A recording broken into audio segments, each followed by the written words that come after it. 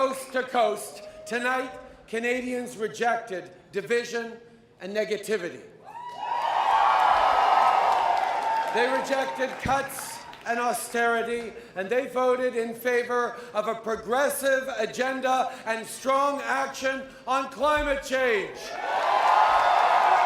We will champion Canada in all its diversity. We will give voice to the voiceless. And in every decision we make as your government, we will always put this country and its people first. Well, you're watching NP Live. Thanks for joining us. I'm Larissa Harrapin. It's the day after the vote. Joining us in studio with their perspective is Van Melissa Moranium, Christy Blatchford, and Andrew Coyne. Andrew, I want to start with you first. First order of business for the Prime Minister. He's right to say that this was a vote for a progressive agenda if you add together all the other parties. And that's where we're going to be at now, is he's going to have to govern with other parties. He's going to have to make compromises with them. Maybe not huge compromises, because everybody's emerging kind of weakened from this, maybe except the Bloc.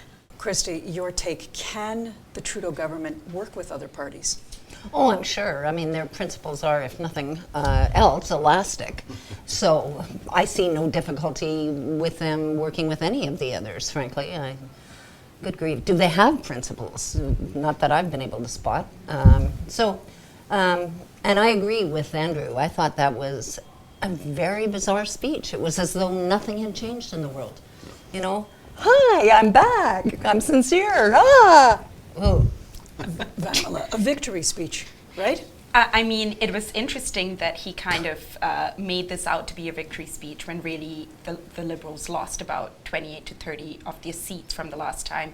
I also found it interesting that even Scheer and Jagmeet Singh, I know you haven't shown those clips yet, but they made it out to be victory speeches as well. So when you watched all those speeches, it appeared to be that all the leaders had won, which I think was confusing given that the only real winner of the night was actually the Bloc, having gained about 22 seats out in Quebec. So, you know, it's going to be interesting. And on your point on, you know, how Trudeau's going to work with the parties, I think he will, but it will be difficult given that the NDP and the Bloc and the Greens have 3 seats, have said that they're not going to budge on any kind of pipeline issue.